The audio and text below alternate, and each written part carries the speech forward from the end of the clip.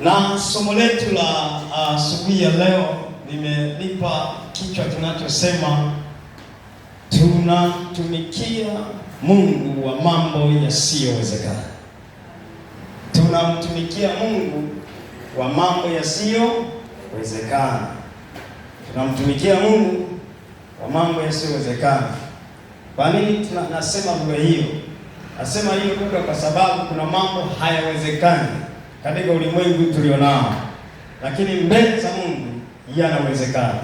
Amen. Na kuna mambo ambayo asili ya mwanadamu na asili ya ulimwengu tulionao na asili ya mazingira ulionayo na jinsi ulivyoumbwa, kiuhalisia tukikuangalia na kuangalia mazingira na asili yako, mambo hayo yanatueleza kwamba hayawezekani. Lakini tukienda upande wa pili, tukimwangalia Mungu wetu na asili yake na jinsi alivyo na uwezo alionao, neno la Mungu linatupa uhakika kwamba mambo hayo yanawezekana.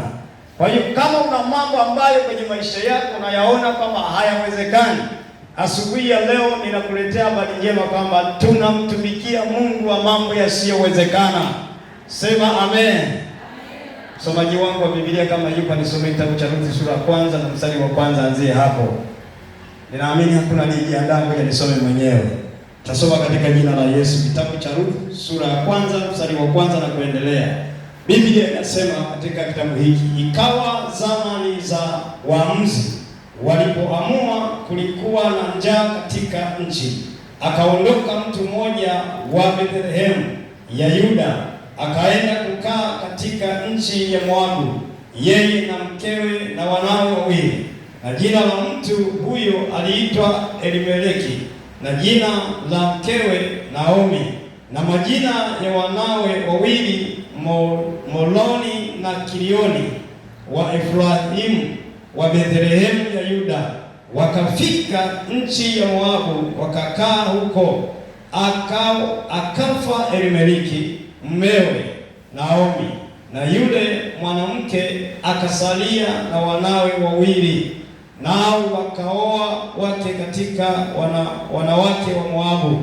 Na jina la mmoja aliitwa Opra, na jina la pili Ruthu. Wakakaa huko yapata miaka 10. Wakafa na Maloni na Kilioni wote wawili, na huyo mwanamke akawa amefiwa na wanawe wawili na mumewe pia. Ndipo alipoondoka yeye na wakweze ili kurudi katika nchi ya Moabu, maana huko katika nchi ya Moabu amesikia ya kwamba Bwana amewajilia watu wake na kuwapa chakula. Basi akatoka pale alipokuwapo na wakweze wawili pamoja naye, wakashika njia ili kurudi mpaka nchi ya Yuda. Kisha Naomi akawaambia wakweze wawili, nendeni sasa mkarejee kila mmoja nyumbani kwa mamaye. Bwana na awatendee mema ninyi kama ninyi mlivyo watendea mema hao waliofariki, na mimi pia. Bwana na wajalie kuona raha kila mmoja nyumbani kwa mumewe. Kisha akawabusu, nao wakapaza sauti zao wakalia, wakamwambia, la sivyo, lakini tu tarudi pamoja nawe kwa watu wako. Naye Naomi akasema, enyi wanangu, mrejee, kwani kufuatana na mimi? Je, mimi ninao watoto wa kiume tena tumboni mwangu, hata wawe waume zenu? Enyi wanangu, mrejee, endeni zenu, kwa kuwa mimi ni mzee, siwezi kupata mume tena. Kama ningesema natumainia kama ningepata mume hata usiku huu na kuzaa watoto wa kiume, je, mngesubiri hata watakapokuwa watu wazima? Mngejizuia msiwe na waume? La sivyo, wanangu, maana ni vigumu kwangu kuliko kwenu, kwa sababu mkono wa Bwana umetoka juu yangu. Nao wakapaza sauti zao wakalia tena, na Opra akambusu mkwewe, lakini Ruthu akaambatana naye. naye akasema, tazama, shemeji yako amerejea kwa watu wake na kwa Mungu wake, basi urejee wewe umfuate shemeji yako. Naye Ruthu akasema, usinisihi nikuache, nirejee nisifuatane nawe, maana wewe uendako nitakwenda, na wewe kaapo nitakaa. Watu wako watakuwa watu wangu, na Mungu wako atakuwa Mungu wangu. Pale utakapokufa nitakufa nami, na papo hapo nitazikwa. Bwana anitendee vivyo hivyo na kuzidi, ila kufa tu kutatutenga wewe nami. Basi alipomwona kuwa amekaza nia yake kufuatana naye, aliacha kusema naye. Bwana Yesu asifiwe. Tunaona kwenye maandiko haya tuliyosoma mahali hapa, tunaziona familia moja, familia ambayo ina watu wanne, na watu wanne ni baba na mama na watoto wawili. Mahali walipokuwa wanakaa katika nchi yao kulitokea njaa, na kulipotokea njaa wakaamua kukimbilia nchi nyingine, na aliyokimbia nchi ile kukimbilia Moabu, wakakuta na kule nako kuna shida ya mauti.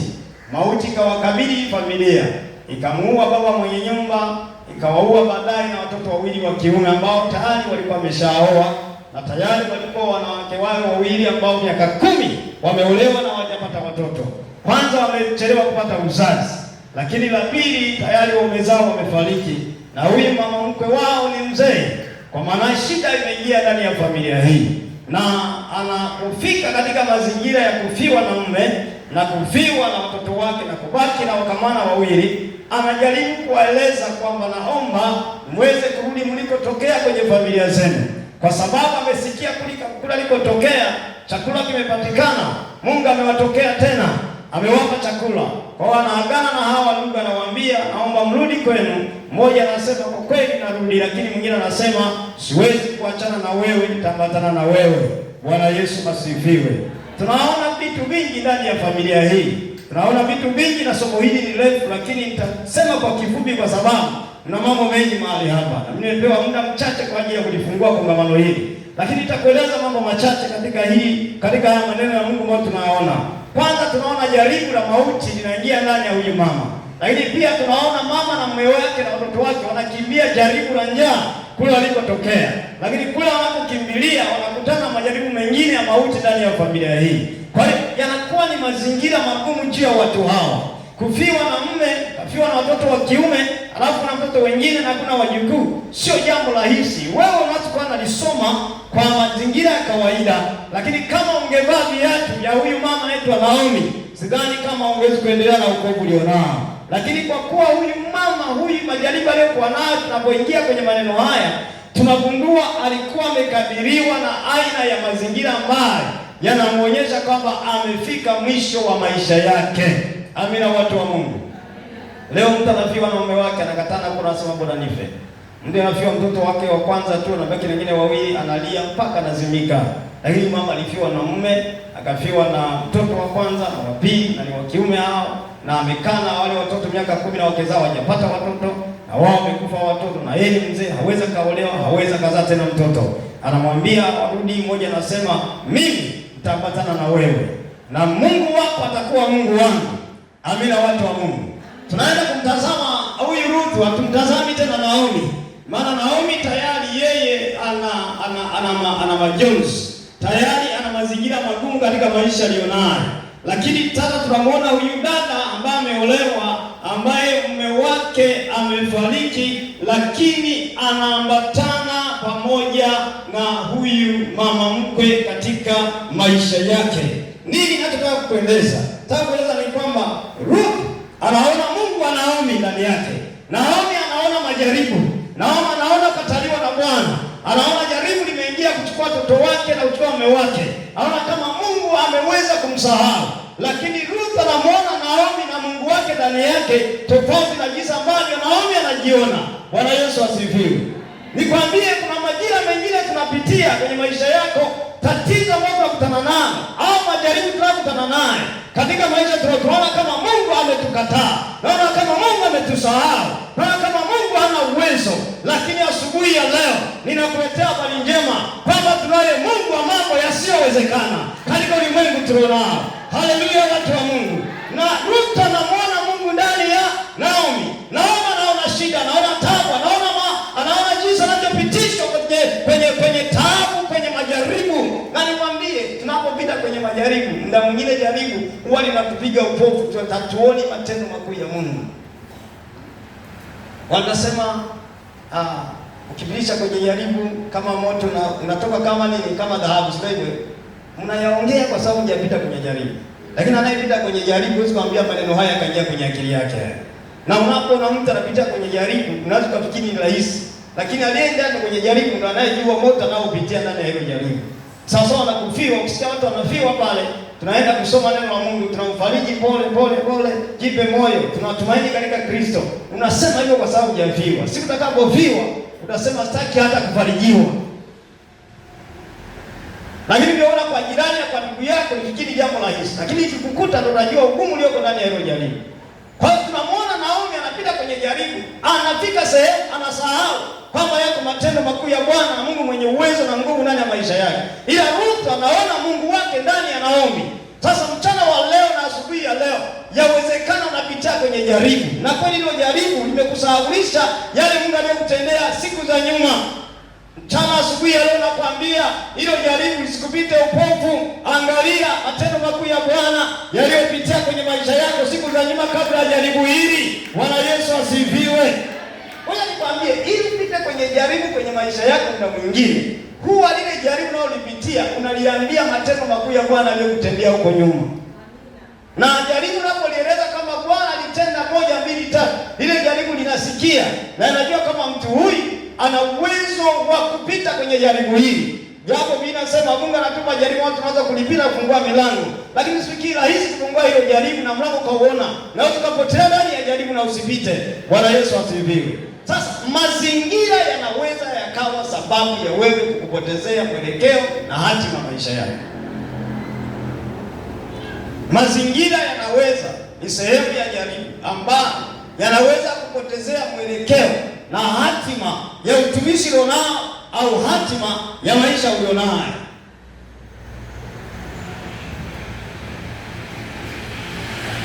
Lakini pia mazingira yanaweza kufungua mlango wa uharibifu katika maisha hayo ulionayo. Mfano, Naomi na mume wake na watoto wake waliona njaa kwenye ile nchi, walikimbia nchi. Kweli si kweli? Lakini mshaanza kujiuliza kama ile nchi ilikuwa na watu wengi tu, sio Naomi tu na mume wake na watoto wake. Lakini Biblia inasema wao wakimbia ile njaa kwenye ile taifa, wakaenda taifa lingine. Lakini kuna watu walibaki mle ndani. Wakakomana ile njaa na kumwamini Bwana ataleta chakula. Lakini wao walikimbia. Kwa hiyo mazingira yamesababishia ile jaribu wao kukimbia, wakimbia nchi nyingine. Walipofika kwenye nchi nyingine, wakakutana na jaribu lingine la mauti kuingia ndani ya familia zao. Hili jaribu la mauti linapoingia kwenye familia linamletea shida Naomi, kwa sababu tayari mume wake na watoto wake walishakufa, hayawahusu. Tayari inamletea shida Naomi kwa sababu haoni mlango wa kutokea na haoni anakoelekea. Kwanza njaa imewatoa kwenye nchi yao. Hapa lipo huyu Naomi, tayari jaribu la kufiwa na watoto wake na mume wake tayari ishakuwa ni mlango mwingine ambao umefunguliwa na adui. Mauti imeingia ndani ya familia. Linakuwa ni jaribu lingine kubwa. Na kwa mwingine wote majaribu haya yanatusuka, yanatufanya tuone kama Mungu hawezi, yanatufanya kama Mungu hana nguvu. Lakini ngoja nikwambie, mtu mmoja alisema hivi, kila chenye mwanzo huwa kina mwisho. Amina. Asiyekuwa na mwisho huwa ni Mungu tu peke yake ambaye hana mwanzo. Lakini vingine vyote tunavyoviona kwenye ulimwengu tulionao vina mwanzo na tena vina mwisho. Chochote unachokiona, uwe mhubiri mkubwa, ushushe moto, viwete watembee, vipofu waone, ushushe na kila chokiona ukishusha, lakini maana wewe ni mwanadamu, una mwanzo na una mwisho na utatoweka. Amina, watu wa Mungu. Sasa Naomi anaona ndani ya Ruth, anaona ndani ya Naomi, anaona ukuu wa Mungu, anakubaliana na maisha yanayoishi Naomi, na anaona Mungu aliye naye ni Mungu mwingine tofauti kabisa. Na muda mwingine kelele za mazingira, kelele za adui huwa zinachukua nafasi katika mazingira ya jaribu tunalolipitia. Adui anaanza kuhubiria kwamba mambo haya hayawezekani. Mfano Naomi, kelele za adui zilimwambia hivi, hata kama ungepata mwanaume leo ukazaa watoto wengine, hawana uwezo watoto hao kuweza kukua na kuoa kama mwana ulionao. Anawaambia rudini kwenu, swala hili ni gumu kwangu kuliko kwenu, naomba mrudi kwenu. Lakini Ruth anamwambia hapana, mimi sirudi kwetu. Kelele zinazopiga kelele za adui ndani ya maisha ya Naomi hazipigi kelele ndani ya maisha ya Ruth. Ruth anaona ukuu wa Mungu ndani ya Naomi. Naomi anaona jaribu na kelele za adui kama hayawezekani, lakini Ruth anaona yanawezekana. Bwana Yesu asifiwe. Wakaanza safari, wakarudi katika nchi ya Naomi alikotokea. Walipofika kule kwenye kile kitabu cha Ruth sura hii ya kwanza mstari wa 19, tunasoma pale sura ile ya kwanza hiyo mstari wa 19. Biblia inasema hivyo hao wakaenda wote wawili hata walipofika Bethlehemu. Na ikawa walipofika Bethlehemu, mji ulitaharuki kwa habari zao. Nao wanawake wakasema, je, huyu ni Naomi? Akawaambia, msiniite Naomi, niiteni Mara, kwa sababu Mwenyezi Mungu amenitendea mambo machungu sana. Mimi nalitoka hali nimejaa, naye Bwana amenirudisha sina kitu. Kwani kuniita Naomi, ikiwa Bwana ameshuhudia juu yangu na Mwenyezi Mungu amenitesa? Basi Naomi akarudi pamoja na Ruthu Moabi mkwewe, ambao walirudi kutoka nchi ya Moabu, nao wakafika Bethlehemu mwanzo wa mavuno ya shairi. Bwana Yesu asifiwe. Majaribu na mazingira yapitia yanakatisha tamaa, na anaongea na adui anachukua nafasi hiyo kukuhubiria kulingana na mazingira anayoyapitia. Hapa Naomi anasema, msiniite mimi Naomi, niite mimi Mara, kwa sababu Bwana alikuwepo wakati haya yanatendeka. Bwana ameruhusu majaribu ya kufiwa na mume na kufiwa na watoto wangu. Aliona haya mateso nilionayo na majaribu yopitia, nilitoka nimejaa, nimerudi sina kitu. Haya ni maneno magumu kwa mwanamke mwenzenu. Hata tunakuja kongamano la kina mama mahali hapa, wako mama mahali hapa, mambo anayoyapitia, wakiangalia na Mungu anayemwamini, hawaamini kama Mungu anawaona, waona kama Mungu amewakataa. Lakini asubuhi ya leo nakwambia, tunaye Mungu wa mambo yasiyowezekana. Haleluya. Mama Maria anasema, nilitoka hapa na mume, nilitoka mahali hapa na watoto wangu wa kiume wawili, sasa wamekufa, nimerudi niko peke yangu. Mume amezikwa huko nilikokwenda, watoto wangu wamezikwa huko nilikotoka, hatuwezi kupata watoto wengine. Anaona mazingira yaliyoko mbele yake, hana uwezo kupata mkamana wala wajukuu, na kizazi cha Remeleki kimeishia mahali hapo. Lakini Mungu anaye mwisho wa swala la wanadamu, alijua mbele atengeneza mlango kwa ajili ya familia hii. Mahubiri ya adui yanasema haiwezekani, lakini Ruth anaona ndani ya Naomi ana Mungu ambaye anaweza kuyatenda yale ambayo Naomi anaona haiwezekani. Haleluya. Naomi akafika kwenye ile nchi, akakaa kwa soma kwenye ile sura ya pili pale, taona pale anatokezea mtu mmoja anaitwa Boazi. Kwa sababu ya muda utasoma wewe kwa muda wako, ni sura ya pili. Anatokezea mtu anaitwa Boazi. Boazi alikuwa ni jamii ya mume wake na Naomi, na alikuwa ni tajiri mtajitosheleza. Ruth anatoka pale, anamwambia Naomi, anamwambia Ruth, nenda ukaokote chakula katika mashamba ya watu wanaovuna. Katika taifa la Israeli walikuwa na tabia moja, unapovuna mazao hauvuni mazao yote ukamaliza, unaacha machache wale wasiokuwa na chakula waje waokote wapate chakula na wao, kwa sababu wana uhitaji wa chakula, hawajalima hawajavuna na ni wahitaji. Unavuna hata kidogo, walipita nyuma wenzake wanaokota, wanapeleka chakula nyumbani. Naomi anamwambia huyu Ruth, nenda kwenye shamba lolote ambao utapata kibali, ukaokote chakula ulete. Ruth anaondoka, naenda nakutana na shamba la mzee Boazi, na Boazi alikuwa ni jamii na ndugu wa mume wake na Naomi aliyefariki. Anafika pale, anamwambia Naomi, nipate kibali cha kuokota chakula katika shamba hili. Wanamwambia kaka subiria. Baadaye Boazi anakuja kuangalia watumishi wake, anakuta kuna binti amekaa pale, anamwangalia, anamwambia yule msimamizi, anamwambia huyu naye ni nani? Anamwambia huyu ni mojawapo ya yule mtoto wa kike au yule binti aliyekuja na Naomi, anaitwa Ruthu. Anamwambia na Ruthu akapiga magoti akasema, nipate kibali machoni mwako, naomba unisaidie na uniruhusu niokote chakula katika shamba lako. Boazi akamwangalia akamwambia, sasa wewe usiwe na shida, umepata kibali, kaa hapa na nikwambie mchana wa leo utakuwa pamoja na mabinti zangu na utakunywa maji pamoja na maji aliyoteka vijana wangu, na hao vijana wala wasikuguse, na utachovya chakula kwenye sahani kula mchana wa leo. Naomi, huyu Ruthu akapata kibali machoni mwa Boazi. Hii ni neema ya Bwana inaanza kutokea ndani ya Ruthu aliyekubali na kuamini Mungu wa Naomi. Tunaye Mungu zaidi ambaye ni zaidi tunachokiona katika ulimwengu tunao. Tuna Yesu Kristo mtenda miujiza, mwenye nguvu na mwenye uweza. Hiyo jaribu unayolipitia ni dogo kuliko yale ambayo Mungu ametuahidi ndani ya maisha yetu. Sema amen. Ile dada alikuwa mzuri. Kumbe mzee Boazi alimwangalia kama huyu sasa naweza nikaoa. Alitoka pale akamwambia mama mke, sema nilikwenda kwenye shamba moja. Kwanza akamuuliza, "Mbona umekuja na chakula mapema? Hata chakula kiko kingi, imekuwaje mwanangu?" Akasema, "Hapana, nimeenda kwenye shamba moja na mtu anaitwa Boazi." Naomi akagundua Boazi ni jamaa ya mume wake aliyefariki. Akamwambia, "Sawa, ameniambia nitaokota, nikachukua kwenye miganda kabisa, sio tena kuokota, akanikusanyia, kaniletea mahali hapa na nimeweza kula chakula katika familia ile." Na Naomi akashangaa, lakini Ruthu akapata kibali kwa sababu Mungu alikuwa anatengeneza mazingira ya kufanya mambo yasiyo. Sasa wewe unajaribu dogo tu, ile mwanamume hajaokoka.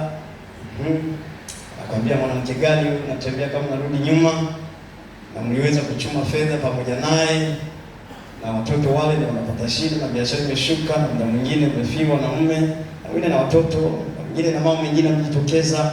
Lakini unalinganisha kati ya leo unaolipitia na Mungu tulionaye, unagundua kama vile Mungu hana nguvu. Lakini ukisoma neno la Mungu linaonyesha kama Mungu yeye ni mwanzilishi wa mambo yote, yeye ni mwanzo tena ni mwisho. Anatangaza ushindi wakati unaanza jambo, anatengeneza njia kwenye jaribu kabla hujalianza, yashalijua. Lakini kwa sababu ya kelele za adui ndani ya maisha yako, amekuhubiria kwamba hapa ndio mwisho wako. Lakini nataka nikwambie, tukimtazama huyu mama anayeitwa Ruthu, ambaye alikuwa wala sio taifa la wale jamaa, ni mgeni kwenye lile taifa, lakini amebeba Mungu wa taifa lile ambalo na Mungu Jehova Mungu Jehova Rafa, Mungu mwenye uwezo na mamlaka, ambaye yeye ndiye ameumba ulimwengu huu. Na akasoma habari za Mungu wao, akaona huyu Mungu anafaa, akaacha miungu yao, akaungana na Mungu wao, akasema Mungu wako atakuwa Mungu wangu. Yaani kufa tu linamtenganisha, lakini ukizikwa hapa atazikwa hapa, ukienda hapa atakwenda hapa, Mungu wako atakuwa Mungu wako. Akaanza safari, anaamini katika Naomi, Mungu atengeneza muujiza kwa tamu mwingine. Na kule mbele tunaposoma tunaona Boazi akaja akamuoa nani? Akamuoa Ruthu, akazaa mtoto anaitwa nani? Anaitwa Obadia. Obadia akamzaa nani? Yese anamzaa nani? Daudi ni ukoo nani? Wa Yesu Kristo anatokea. Tunaposoma habari za Yesu Kristo, lazima huwezi kukwepa jina la Ruthu, huyu ambaye aliambatana na mama yake mke ambaye hana mume. Bwana Yesu asifiwe. Kwa Mungu mambo yasiyowezekana kwake yanawezekana. Kwa hiyo kwetu sisi hapa jana wa leo na asubuhi ya leo, wamama najua mnatumika sana na Mungu anawatumia, na Mungu ameweka uzao wa huduma ndani yenu. Yaani kanisa lolote, idara ya wamama ikifa, mchungaji na mazingira magumu sana ya. Na huduma hiyo haiwezi kwenda mbele kirahisi. Yaani kanisani idara ya wamama ikilegalega mkatoa zawadi ndogo, mjie wanaume ndio kabisa hiyo zawadi sijui kama itaonekana, au vijana au watoto ya. Kwa sababu gani? Kwa sababu vijana ni watoto wenu ninyi. Watoto ni watoto wenu ninyi, na wanaume sisi ni watoto wenu wakubwa. Sema amina. Amen. Mke wangu yule pale. Simama kone, sikutambulisha usika nyuma cha baba. Simama kone. Kujitetea mapema jamani, vizuri sio hivyo. Kama sasa huyu akinikamata usika asema kumtambulisha T au leo hakuna kula. Unafikiri mimi hapa sinaamka asubuhi na pressure tayari? Na nikiamka na pressure na uhai tena hapo jamaa. Kuna utumishi. Yaani ninyi hapa mnaweza, yaani hapa maangalizi hapa anaweza kajumishwa na huyu mama hapa, na hii mama nyenye mkaiona machungu ninyi hapa yani. Akija hapa kangalau kama simba aliyejelewa. Wewe, kumbe kumbe ni hasira kuna chofanya na huyu mama anajua mwenyewe ya. Au akasema wewe na wewe sikutaki ya.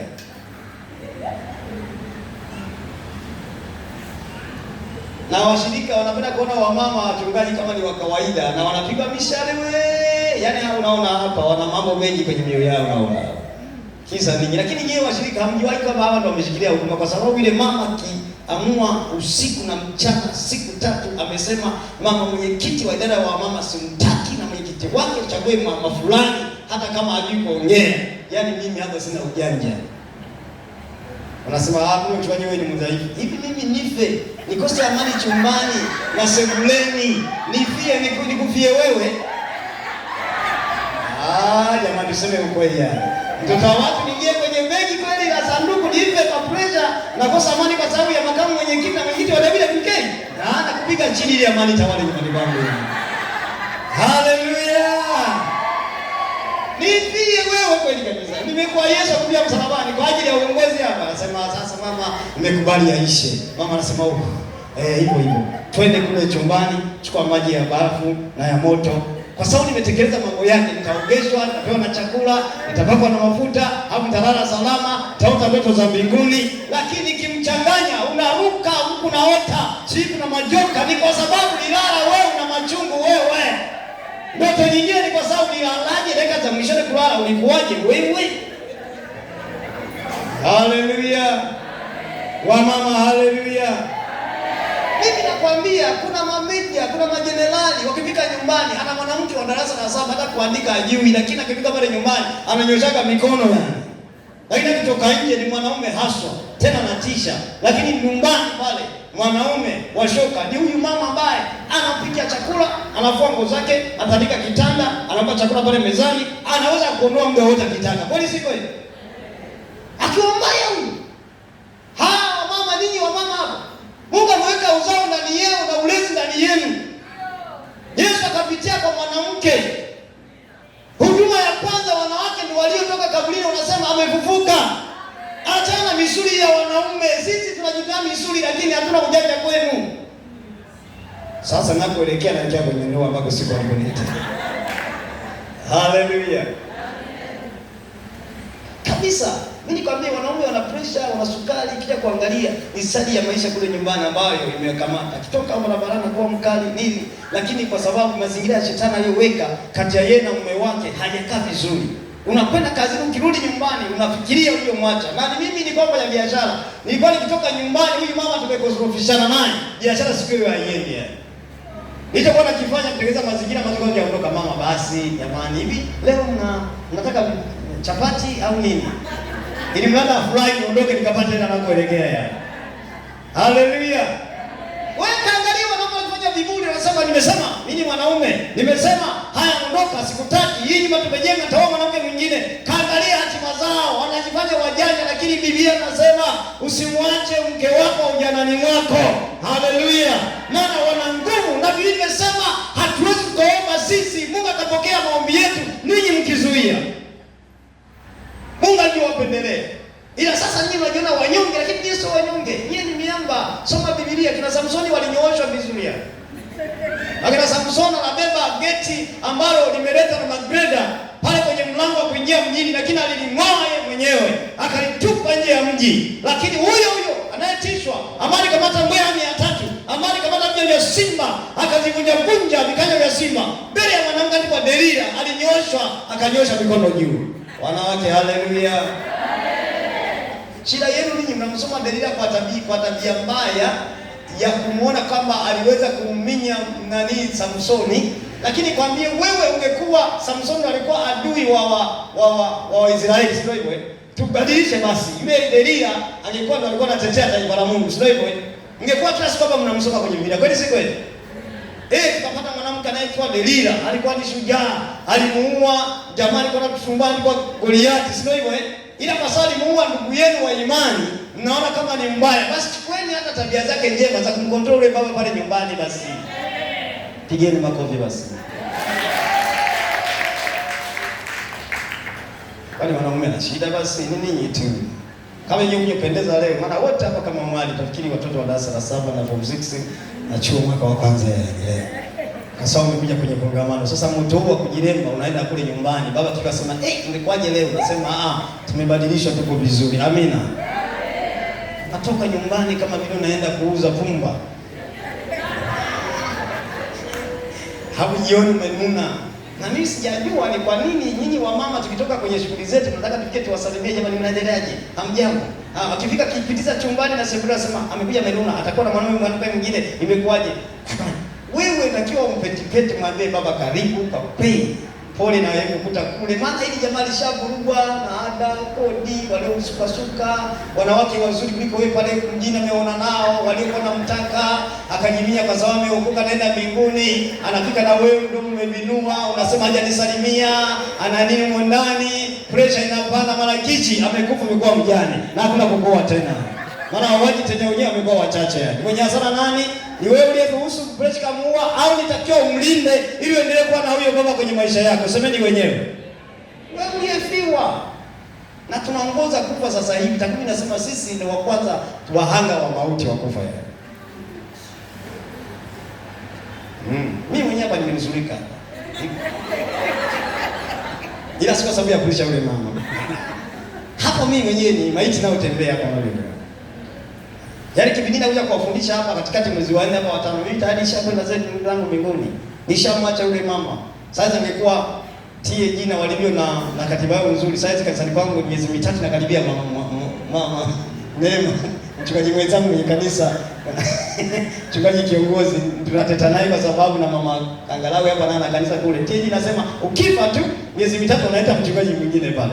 Kwa hiyo hata mimi mwezi wa 5 na wa 6 wasabu geisha ungeleta kijana mwingine pale ameweza digrii yake ya pili pale Dodoma, hapo angelikuza yule mama angeweka pembeni, mama angekuwa analia bila kukosa mume, kunyang'anywa kanisa, maisha yatakwendaje? Hakuna kusema peti, hakuna kwenda chips na mayai, hakuna kusema umependeza, alikwenda kakarudi, yote amekuwa amefia hapo. Ila mimi mwenzangu nimekaa zangu mbinguni, nimesahau kila kitu, yeye ndo anabaka anateseka na watoto wake.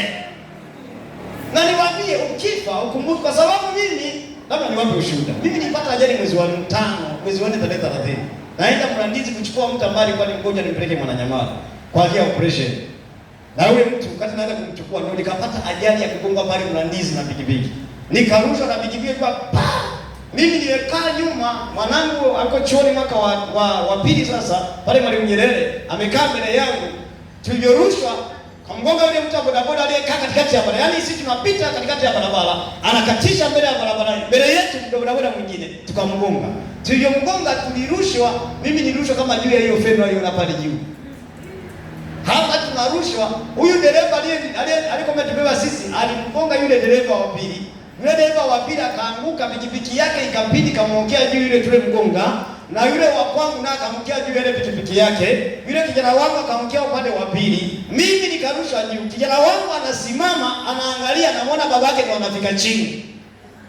Unaona umbali yuko rushwa kule juu. Na mimi ni kati huyu mama yuko nyuma yetu kama mita 10, anafika pale ndo anagundua ile mshindo ni pale, ni vumbi, ni moshi, kumbe ni sisi tulioanguka. Na mimi niligundua niko kule juu kama wale wataona yale michezo ya Olimpiki. Kama mnaangalia mchezo wa Olimpiki ule mpira na nini, kuna Olimpiki pale. Msikuwa na TV mnaangalia tu Pendo TV tu basi, kama dunia mwijui yani. Acheni hizo habari hizo. Hamjui Ronaldo, hamjui Messi, hamjui na nani, Mbappe hamjui. Umekaa tu ni haleluya haleluya. Kwa nini mbinguni hapa? Angalia vitu vingine upate kujifunza. Amina. Haleluya. Ili kama kuna mtu mmoja anaitwa Mbappe, anaweza kukimbia kama mshale na akafunga goli. Na wewe unajua kwamba naweza nikawa kama Mbappe kwenye maombi. Naweza kama Mbappe kwenye kuhubiri neno la Mungu. Naweza kama Mbappe katika kumtikiza shetani kwa nguvu zangu zote. Haleluya. Mabaya tunajifunza mema ndani yake. Haleluya, haleluya. Ni Upendo TV, sijui ni Upendo nini, ni mzee wa upako umejaa haleluya. ndani yako, haujajua kama kuna ujanja mwingine unatumika duniani. Umekaa toka hapo Mbezi, hata hujui dunia kwendaje. Hapa mlipo hamjui hata bajeti kama ilipita jana na imekwendaje. Ni kulalamika tu mafuta yamepanda. Hata Mama Samia hana mafuta, anatoka kule Israeli na Marekani wametikisa dunia, kajaribu wanauza biashara yao ili sisi tuteseke. Na mkakati wa dunia ni kwamba watu 15% watawale dunia. Ila wewe mbona unalalamika? Pambana, ijue dunia. Mwambie Yesu, katika magumu haya lazima nipite. Haleluya. Fungua fahamu. Wewe dunia kwendaje? Nikarushwa sasa nilifika kule juu na kwenda chini. Nikajiona sawa wale wa Olympic, kuna watu wanarukaka kwenye kunde fulani hivi. Huwa naangalia wakiruka hivi ile miguu gusa ule mwamba wa hapa. Wewe ona mkia kwenye magodoro kwa kweli wanadunda waomeaje. Sasa ule mwamba akiruka ile miguu gusa isiwamuka ili hapa, ina maana ameshinda yule mrukaji. Kona mimi nikajiona niko juu na kwenda juu, alafu kichwa kiko chini, miguu iko juu. Nikakumbuka mchezo wa Olympic kule. Kwa niko juu sasa, hapa kichwa hiki hakina kazi. Na ukivunjika kichwa, damu zikavilia kwenye ubongo, usipokufa na paralyze moja kwa moja. Kwa hiyo nikakumbuka hapa, na nikipona nitatembelea wheelchair.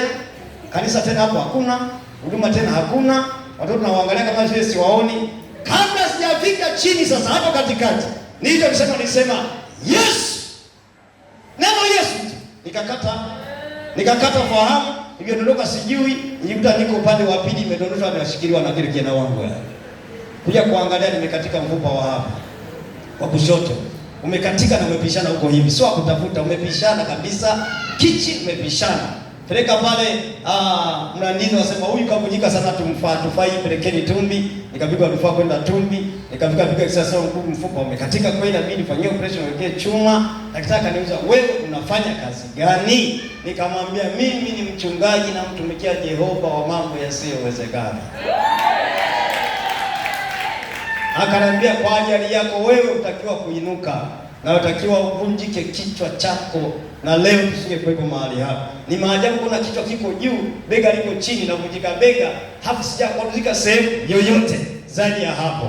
Ila Mungu aliagiza malaika, akanidaka juu kwa juu, akaniweka pembeni. Ile roho ya mauti kakaa pembeni, kwa sababu Bwana bado ana haja na mimi na wewe tumtumikie. Haleluya. Mungu wa mambo yasiyo.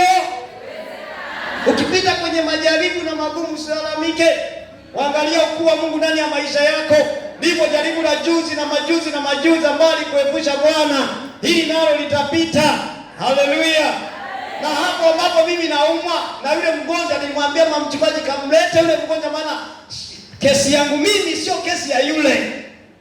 Ikabidi nikamchukua mimi nikamwangalia kwa hospitali huko, mimi na mama mwingine na mengine. Wakati nafanyia operation mimi na yeye mama anafanyia operation na mdogo wake mwingine akafanyia operation, tukawa na operation watu watatu nyumbani kwa mchungaji, mtumishi wa Bwana, anayetumika kwa Bwana, anayemwamini Yesu Kristo, ana watu watatu ndani yake na yeye afanyia operation. Bwana ameruhusu majaribu, lakini Mungu ni zaidi hayo majaribu. Lazima usonge mbele. Haleluya. Haleluya watu wa Mungu. Yuko Mungu wa mambo yasiyowezekana. Haleluya. Haleluya. Ukisoma katika kitabu cha Ayubu sura ya kwanza, utagundua Ayubu akenda kwenye jaribu alisema na ilaniwe siku niliyozaliwa.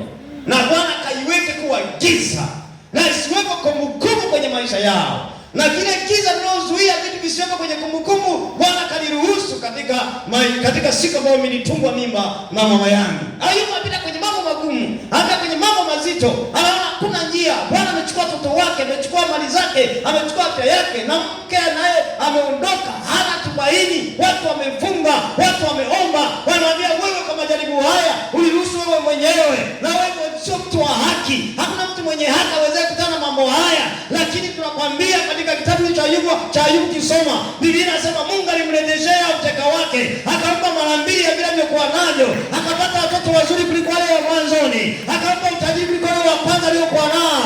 Hata wewe mchana wa leo inasema yuko Mungu ambaye wa mambo yasiyowezekana. Acha vilio ulivyo navyo, hebu mwambie kelele za adui usiziruhusu kwenye maisha yako. Mwambie shetani na kelele zako weka pembeni. Tunaye Mungu ambaye ni zaidi ya kelele zako, ni zaidi ya mazingira haya tulionayo. Ninakwambia jaribu ulionalo bado ni dogo kwa ajili ya Mungu wetu. Yeye ni mwanzo tena ni mwisho.